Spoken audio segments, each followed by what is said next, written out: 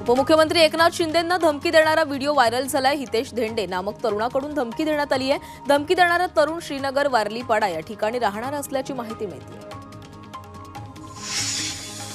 राज्यभरातील शिवसेना उद्धव बाळासाहेब ठाकरे पक्षाच्या कार्यकर्त्यांनी शिवसेनेत प्रवेश केलाय। पालघर, मुरबाड, नवी मुंबई, धुळे, बीड, परभणी जिल्ह्यातल्या शिवसेना उद्धव बाळासाहेब ठाकरे पक्षाच्या कार्यकर्त्यांनी शिवसेनेमध्ये प्रवेश केला। उपमुख्यमंत्री एकनाथ शिंदे यांच्या उपस्थितीमध्ये त्यांचा पक्षप्रवेश पार पडलाय। नाशिकचे विशेष पोलीस महानिरीक्षक दत्तात्रय कराळे यांनी मंत्री गुलाबराव पाटील यांची भेट घेतली। पाळधी येथील निवासस्थानी झालेल्या भेटीदरम्यान जिल्ह्यातील कायदा आणि सुव्यवस्थेबाबत चर्चा झाल्याची माहिती मिळते। आमदार संजय गायकवाड यांची बुलढाण्यामध्ये एका सभेत बोलताना जीभ घसरली आहे। मतदार दारू मटण 500 रुपये ते 2000 रुपयात विकले गेल्याचा संताप त्यांनी व्यक्त केलाय। यावेळी बोलताना अशा मतदारांपेक्षा देहविक्री करणाऱ्या महिला बऱ्या असं विधान त्यांनी केलंय। पालकमंत्री जाहीर करण्याचा सर्वाधिकार मुख्यमंत्री देवेंद्र फडणवीस एकनाथजी शिंदे यांना आहेत अशी प्रतिक्रिया उदय सामंत यांनी दिली आहे। तसंच पालकमंत्री पदाची यादी अधिकृतरित्या जाहीर करण्यात आलेली नाही तरी कोणीही अफवांवर विश्वास ठेवू नये असं आवाहन देखील त्यांनी केलंय। मंत्री राधाकृष्ण विखे पाटलांनी विधान परिषद सभापती राम शिंदेंचं कौतुक केलंय। राम शिंदेंमुळे आपल्या जिल्ह्याचा बहुमान वाढलाय, त्यांचं आपल्याला कौतुक आहे अशा शब्दात विखे पाटलांनी राम शिंदेंचं कौतुक केलंय। राष्ट्रवादीचे नेते एकनाथ खडसे यांनी गिरीश महाजन यांच्यावर वादग्रस्त विधान केलंय। गिरीश महाजन यांना मुलगा नसल्यामुळे मुलगा गेल्याचे दुःख त्यांना नाहीये, पण आपला एकुलता एक मुलगा गेला ते दुःख आपण अजूनही पचवू शकलो नसल्याचं एकनाथ खडसेंनी म्हटलंय। राज्यातील सर्व ग्रामपंचायतींनी 9 जानेवारीला कामबंद आंदोलन पुकारले। अखिल भारतीय सरपंच परिषदेनं हा मोठा निर्णय घेतलाय। संतोष देशमुख हत्या प्रकरणातील सर्व आरोपींवर कडक कारवाई करण्यात यावी तसंच देशमुख कुटुंबियांना कायमस्वरूपी संरक्षण देण्याच्या मागणीसाठी कामबंद आंदोलन करण्यात येणार आहे। संतोष देशमुख प्रकरणावरून धनंजय मुंडेंवर निशाणा साधताना आमदार सुरेश धस यांनी थेट अजित पवारांनाच आव्हान दिलंय। संतोष देशमुख प्रकरणात मंत्री धनंजय मुंडेंच्या राजीनाम्याची मागणी होतीये। अजितदादा मंत्री धनंजय मुंडेंचा राजीनामा का घेत नाहीत असा सवाल धस यांनी केलाय। परभणीतील सोमनाथ सूर्यवंशींच्या कुटुंबियांनी प्रकाश आंबेडकरांची भेट घेतली। पोलिसांकडून योग्य तपास होत नसल्याची तक्रार यावेळी त्यांनी प्रकाश आंबेडकरांकडे केली आहे। त्यानंतर प्रकाश आंबेडकरांनी वरिष्ठ अधिकाऱ्यांशी फोनवरून संपर्क करत माहिती घेतली आणि अधिकाऱ्यांना सूचना केल्या। मराठा आंदोलक मनोज जरांगे यांच्यावर परळीत अदखलपात्र गुन्हा दाखल करण्यात आलाय। परभणीत धनंजय मुंडे यांच्या संदर्भात जरांगे यांनी आक्षेपार्ह विधान केलं होतं। या विधानानंतर अनेक जिल्ह्यात मुंडे समर्थक आक्रमक झाले। मनोज जरांगे यांच्यावर गुन्हा दाखल करण्याच्या मागणीसाठी ठिय्या आंदोलनही करण्यात आलं। पोलीस अधिकारी गणेश मुंडे यांची बदली झालेली आहे। खासदार बजरंग सोनावणे यांच्याबद्दल वादग्रस्त पोस्ट केल्याप्रकरणी त्यांची तडकाफडकी बदली करण्यात आली। गणेश मुंडे यांची पुणे नियंत्रण कक्षाला बदली करण्यात आली आहे। बीड प्रकरणातील एसआयटी ताबडतोब बरखास्त करा अशी मागणी अंजली दमानिया यांनी मुख्यमंत्र्यांना केली आहे। तसंच जिल्ह्याबाहेरच्या अधिकाऱ्यांना ऑन कॅमेरा चौकशी करण्याचे आदेश द्या अशी मागणी देखील त्यांनी ट्विटरद्वारे केली आहे। सामाजिक कार्यकर्ते अंजली दमानिया यांनी नवं ट्विट केलंय। यात एका व्यक्तीचा आणि गाडीचा फोटो आहे। ही व्यक्ती धनंजय मुंडे यांचे पीए करण जायभाय यांचा असल्याचं दमानिया यांनी म्हटलंय। तर फोटोतली गाडी ही वाल्मिक कराडच्या पत्नीच्या नावावर असल्याचंही त्यांनी ट्विटमध्ये म्हटलं। पुण्यामध्ये आयोजित मोर्चानंतरच्या सभेत भाजप आमदार सुरेश धस चांगलेच आक्रमक झालेत। मंत्री धनंजय मुंडेंच्या बंगल्यावर झालेल्या बैठकीचा धस यांनी तपशील दिलाय। तर संतोष देशमुख हत्येतील दोषींना फाशीची मागणीही केली आहे।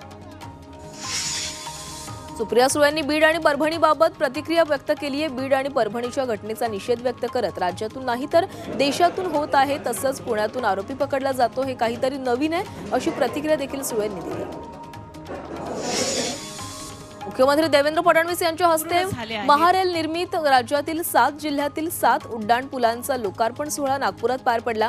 नागपूरच्या डॉक्टर पंजाबराव देशमुख कृषी महाविद्यालयाच्या क्रीडा मैदानावर हा लोकार्पण सोहळा पार पडला।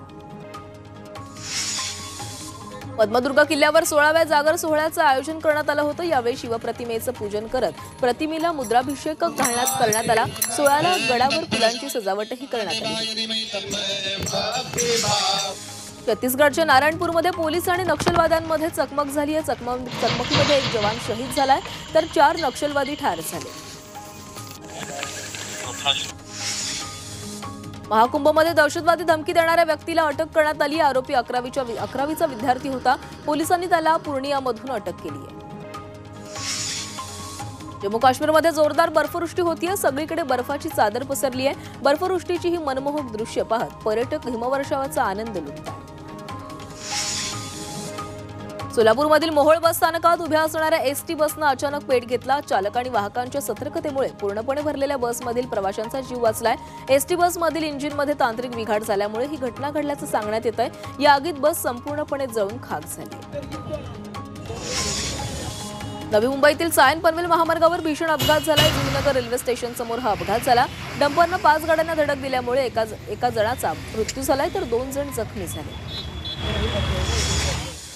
मुंबई अहमदाबाद राष्ट्रीय महामार्गावर कारचा भीषण अपघात झालाय। अपघातात दोघांचा मृत्यू तर 2 जण गंभीर जखमी झालेत। चालकाचं नियंत्रण सुटल्यानं हा अपघात झालाय।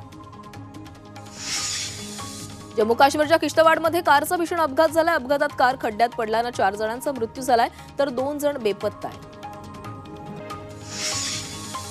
अकोल्यातील पाटबंधाऱ्यामध्ये भीषण अपघात झालाय। ट्रकनं दुचाकीला जोरदार धडक दिली। ही धडक इतकी जोराची होती की अपघातात दुचाकी स्वाराचा जागीच मृत्यू झाला। घणसोलीत बापाच्या नाताला काळीमा फासणारी घटना घडली आहे। 3 वर्षाच्या पोटच्या मुलीवर वडिलांनी लैंगिक अत्याचार केल्याची धक्कादायक घटना घडली आहे। पीडित मुलीच्या आईला ही बाब लक्षात येताच तिने तक्रार दाखल केली। या प्रकरणी पॉस्को कायद्याअंतर्गत गुन्हा दाखल करत नराधम बापाला अटक करण्यात आली। लातूरमध्ये बोगस पीक विम्याचा घोटाळा समोर आला आहे। रेणापूरमधील एक शेतकरी पत्नीच्या नावानं विमा भरायला गेल्यास त्या जागी दुसऱ्याच व्यक्तीनं विमा भरल्याचा धक्कादायक प्रकार घडलाय। 1000 पेक्षा जास्त शेतकऱ्याच्या नावानं दुसऱ्यांनीच विमा भरलाय। विमा भरणारे बीड जिल्ह्यातील असल्याचं उघड झालंय। येवला तालुक्यातील उत्तर पूर्व भागात राजापूर हा दुष्काळग्रस्त भाग असताना देखील शेततळ्याच्या पाण्यावर शेतकऱ्यानं मेथी या भाजीपाला पिकाची लागवड केली आहे। मात्र बाजारात मेथीला कवडीमोल भाव मिळत असल्यानं वैतागलेल्या शेतकऱ्यानं मेथीच्या शेतामध्ये जनावरं चरण्यासाठी सोडून दिली आहे। वाशिममध्ये रब्बी हंगामातील गहू हरभरा पिकाला पर्याय म्हणून जिल्ह्यामधील काही शेतकरी मोहरी पिकाची लागवड करतायत। मात्र ऐन दाणे भरण्याच्या अवस्थेत मोहरीवर बदलत्या वातावरणाचा फटका बसलाय। पिकावर मोठ्या प्रमाणात मावा रोगाचा प्रादुर्भाव झालाय।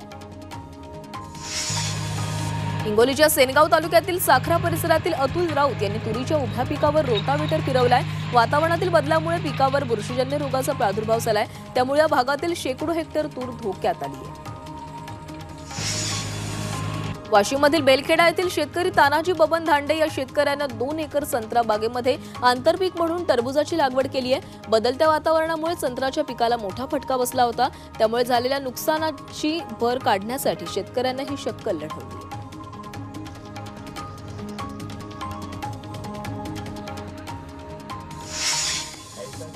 जळगावमध्ये महापालिकेच्या वतीनं खानदेश महोत्सवाचं आयोजन करण्यात आलं। या महोत्सवात खानदेशातील विविध संस्कृतीचं दर्शन होत आहे। या महोत्सवाला नागरिकांनी प्रतिसाद दिलाय। महोत्सवाला नागरिकांची मोठी गर्दी पाहायला मिळते।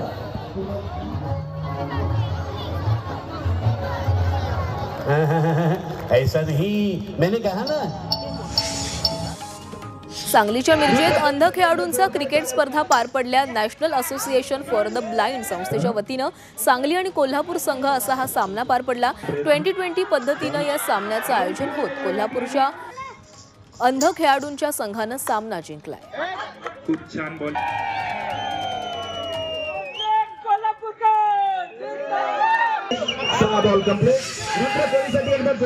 सांगलीत घरफोडी करणारी आंतरराज्य टोळीला पोलिसांनी बेड्या ठोकल्यात। या कारवाईत पोलिसांनी 3 अटक केली आहे। त्यांच्याकडून 5 लाखांच्या रोकडसह 5.5 लाखांचा मुद्देमाल जप्त केला।